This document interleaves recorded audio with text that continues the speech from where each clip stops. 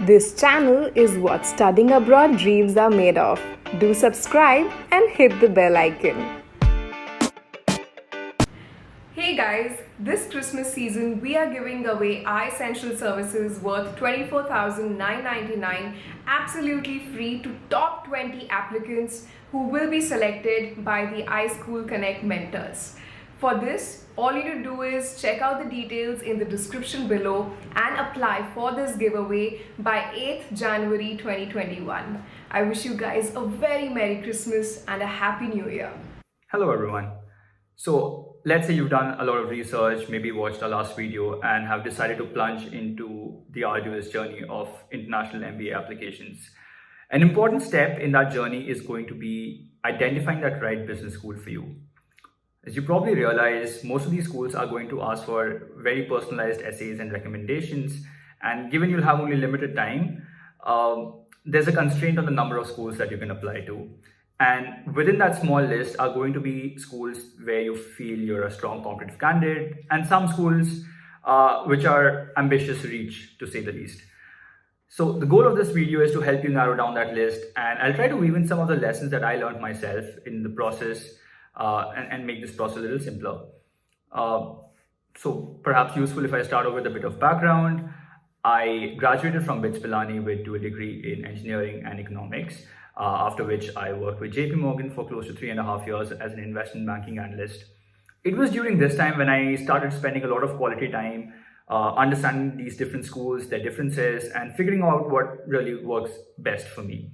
And the outcome of this process was that I decided to pursue my MBA at University of Virginia Darden School of Business, and couldn't be happier with my decision.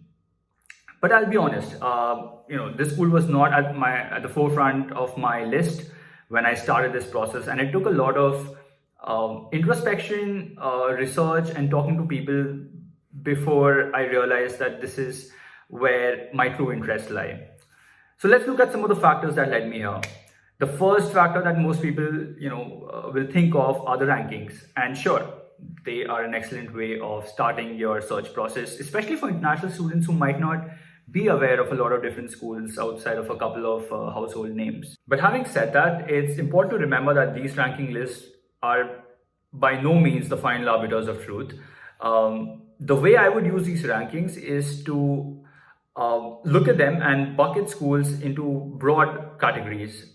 Something like top 5 schools, top 10, top 15, top 25, and so on.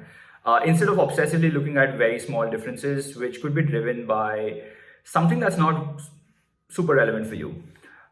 Which is why it's, amazing if you can find a publication that lists out these rankings across multiple dimensions instead of just one composite ranking. So you can look at the dimension that matters the most for you. Perhaps it is employability, perhaps it's teaching methodology, or perhaps it's value for money. A second great source for information are the websites themselves. Typically, these schools have a lot of detailed information on them, along with PDFs, which are published annually. Among other things, these carry employment statistics, and a recent trend is for many of schools is breaking out these statistics specifically for international students. So something that you should definitely keep an eye out for. Another great source are the websites themselves. They are usually very detailed and carry PDFs that are published annually from these colleges, which talk about, among other things, the employment statistics. A lot of them these days break out the statistics for international students separately, which I think is something you should definitely keep an eye out for. Finally, a great third source of information are going to be the people themselves, by which I mean the current students or folks who've just graduated from that college.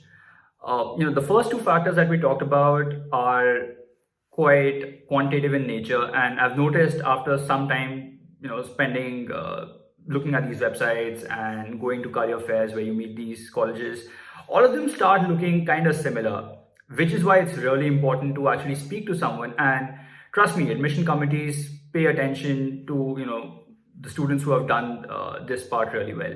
There's actually some space in many of these application forms where they ask you, have you actually spoken to a student, and list out their names. The reason they do that is they want to see if you spend some time understanding your fit with this college. you're going to spend 2 years of your life in this place. It's definitely worthwhile to get a vibe check and understand, are you actually going to enjoy your time, or is it just a way to get a job?